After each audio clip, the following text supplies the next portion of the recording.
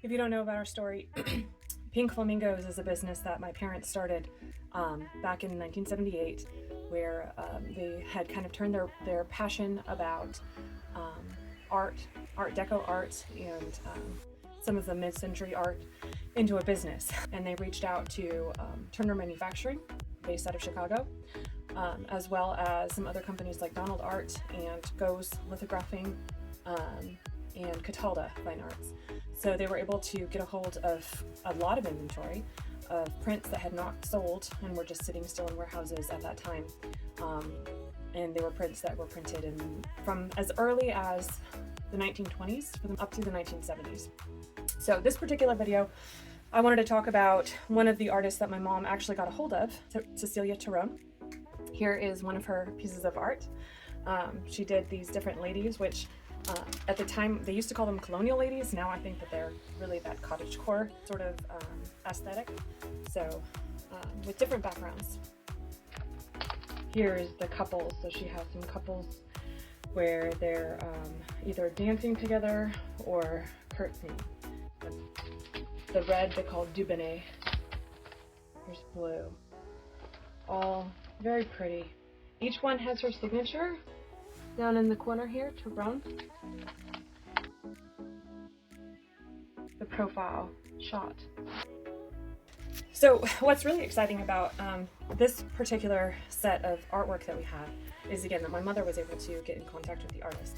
And she has all these letters to and from the artist. So, for example, here's one dated June 25th, 1980. This is from Cecilia. Sincerely, Cell is always how she spelled it, C-E-L-E, Terone. She sent my mom the original ad from Born Art for this artwork. So here's the original ad from 1943, or a copy of it, and it's got some of the different images that she painted.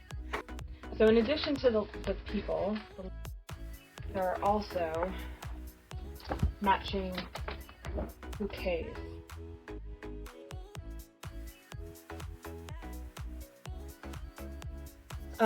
What was really neat about this artist is that she started in the 1930s. So it was during the Great Depression that she and her husband, Alfred, were doing, here we go, they were doing their artwork. They had just graduated from New York University and trying to get jobs as art teachers, but they were struggling to find a position, particularly for a couple. So what they wound up doing is making artwork for a framer, and the framer paid them for their original pieces so that he could try to sell the frames. Here is the first letter that Cecilia sent to my parents, June 30th, 1979.